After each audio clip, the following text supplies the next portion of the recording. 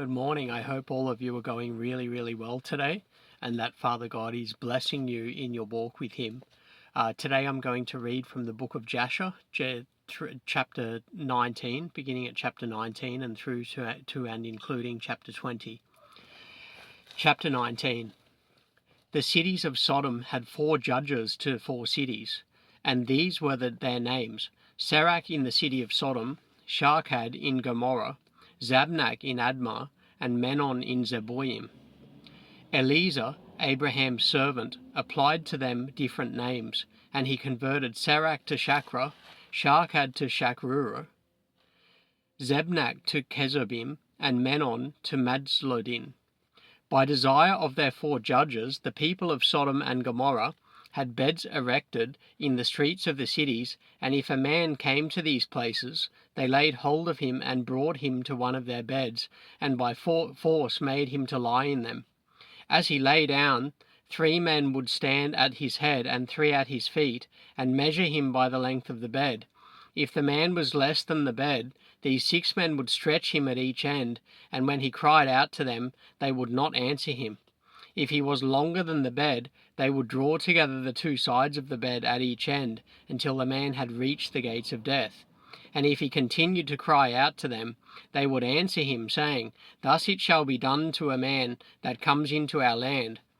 When men heard all these things that the people of the cities of Sodom did, they refrained from coming there.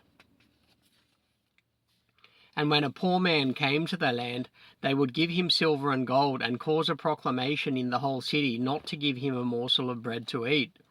If the stranger should remain there some days and die from hunger, not having been able to obtain a morsel of bread, then at his death all the people of the city would come and take their silver and gold which they had given to him.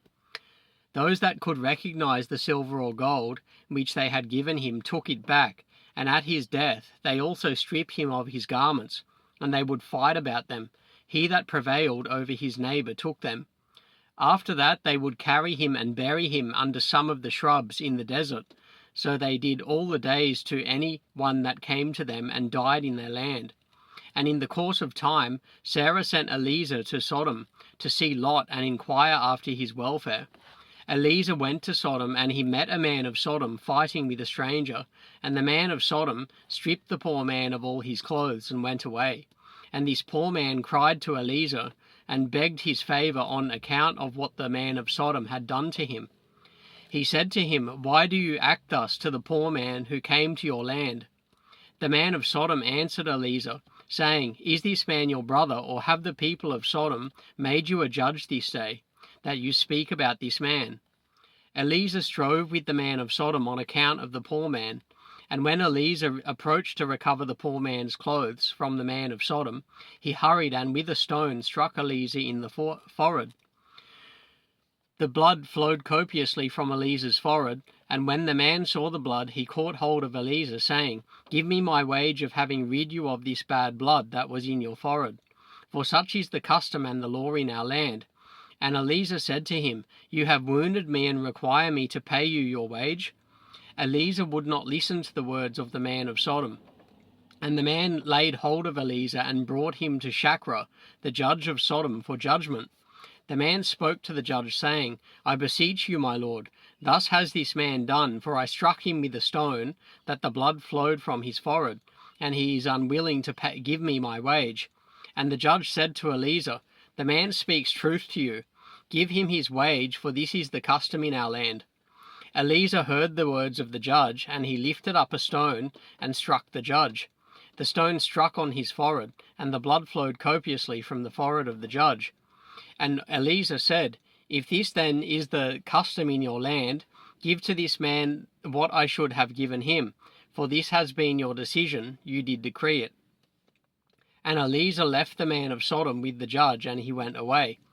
When the kings of Elam had made war with the kings of Sodom, the kings of Elam captured all the property of Sodom, and they took Lot captive with his property.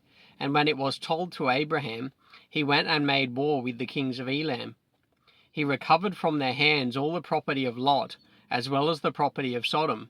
And at that time the wife of Lot gave birth to a daughter, and he called her name Paltith, saying, because God had delivered him and his whole household from the kings of Elam. Peltith, daughter of Lot, grew up, and one of the men of Sodom took her for a wife. And a poor man came into the city to seek a maintenance, and he remained in the city some days. And all the people of Sodom caused a proclamation of their custom, not to give this man a morsel of bread to eat until he dropped dead on the earth, and they did so.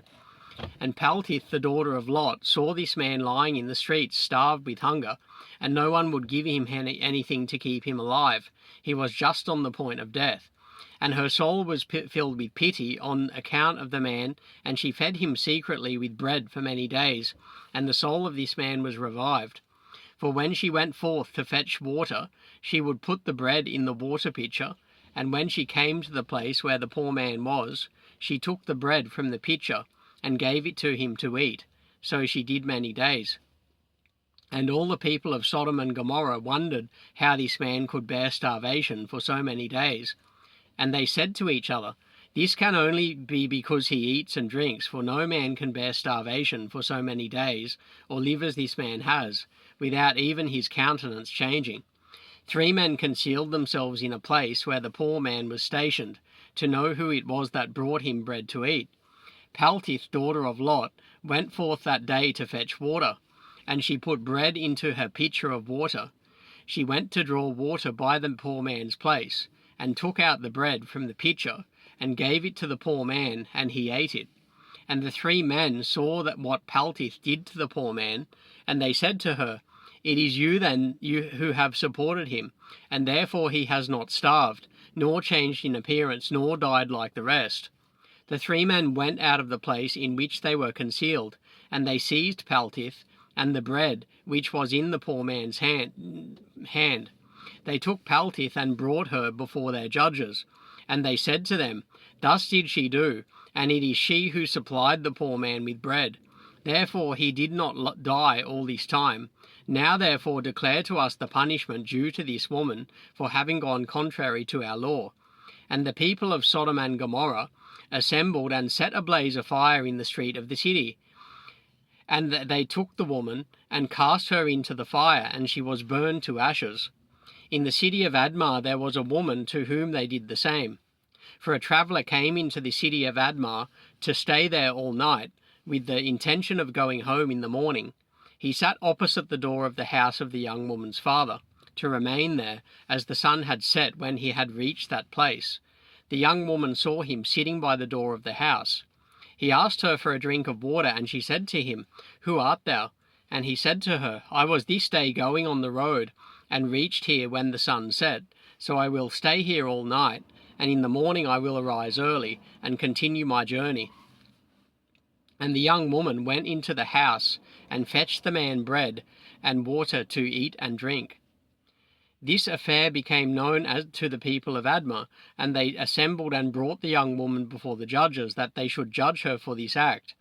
And the judge said, "The judgment of death must pass on this woman, because she went contrary to our law, and this, therefore, is the decision concerning her."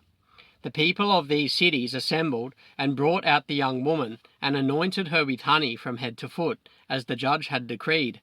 And they placed her before a swarm of bees, which were then in their hives, and the bees flew on her and stung her, that her whole body was swelled.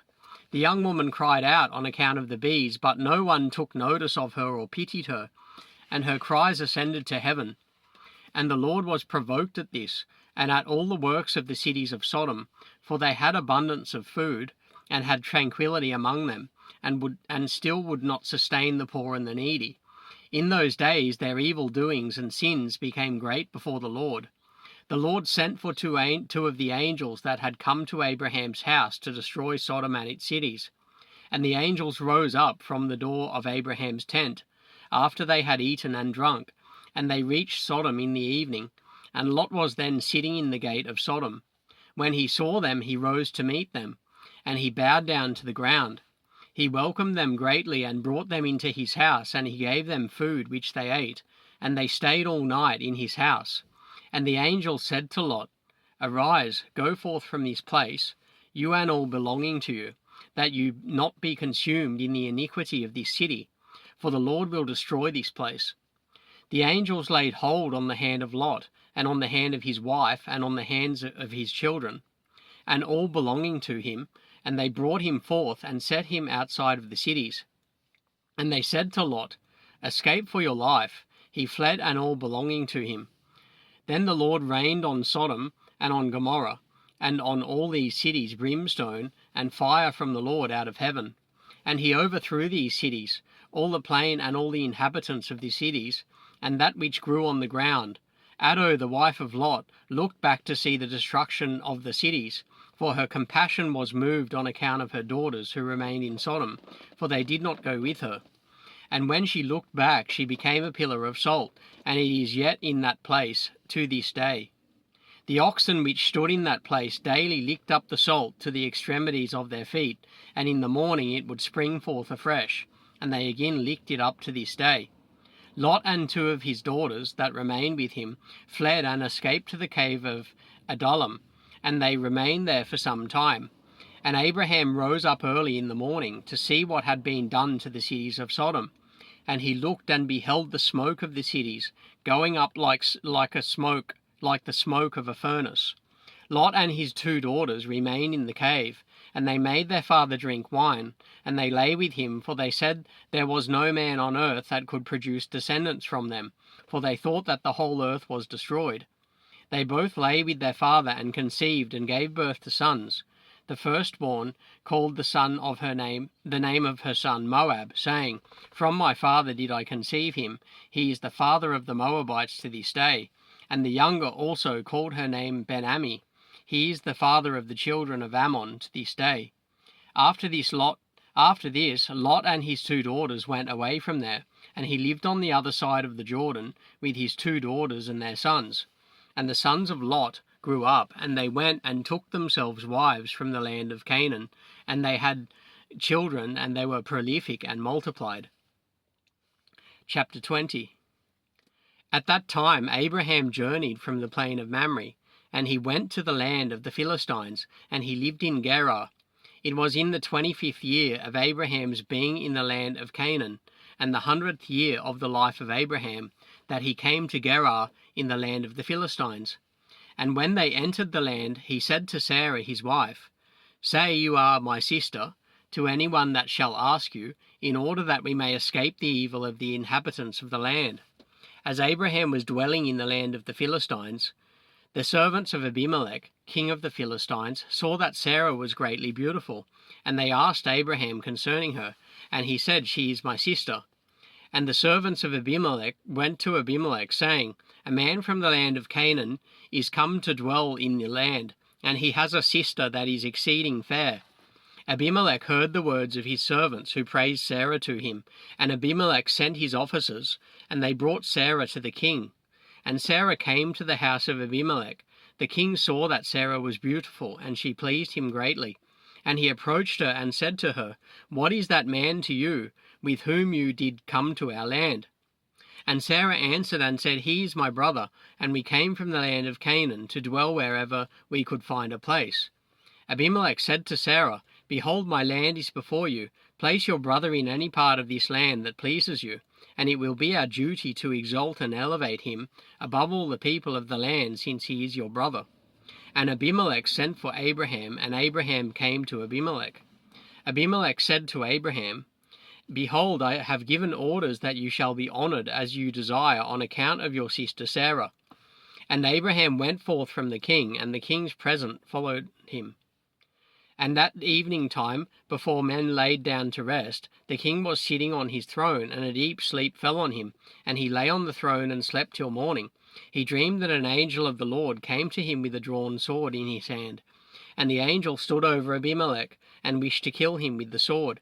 The king was terrified in his dream, and said to the angel, In what have I sinned against you, that you come to kill me with your sword?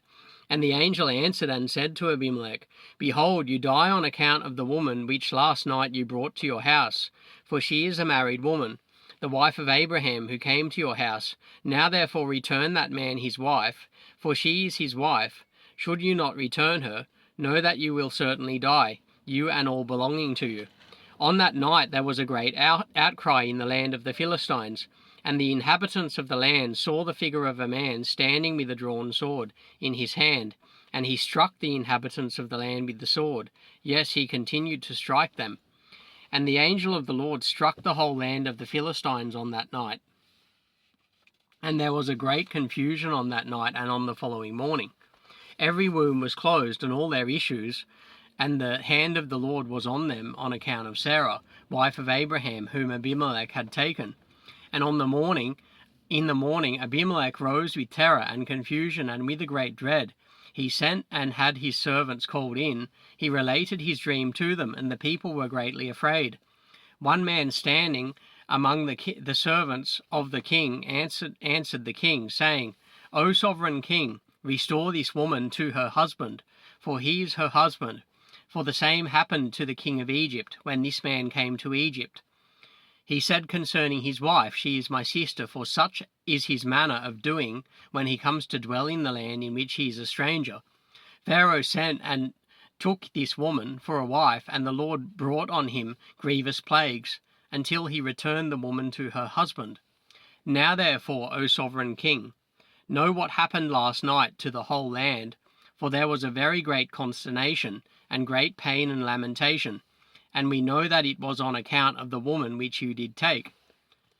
Now therefore restore this woman to her husband, that it should not happen to us, as it did to Pharaoh king of Egypt, and his subjects, and that we may not die. Abimelech hurried and had Sarah called for, and she came before him, and he had Abraham called for, and he came before him.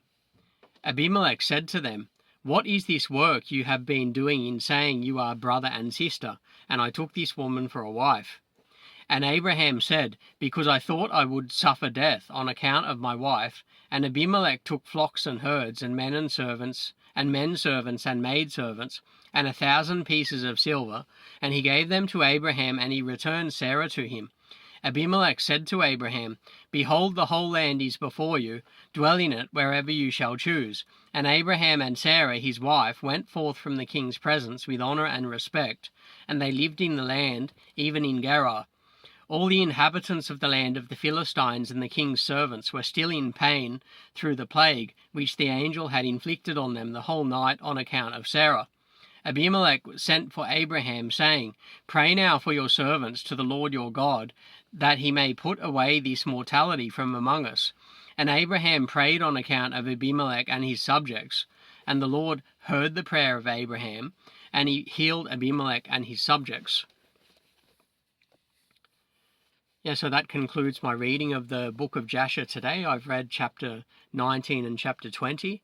Next time I read from the book of Jasher, I'll begin in chapter 21. So all of you have a brilliant day, and God bless each of you.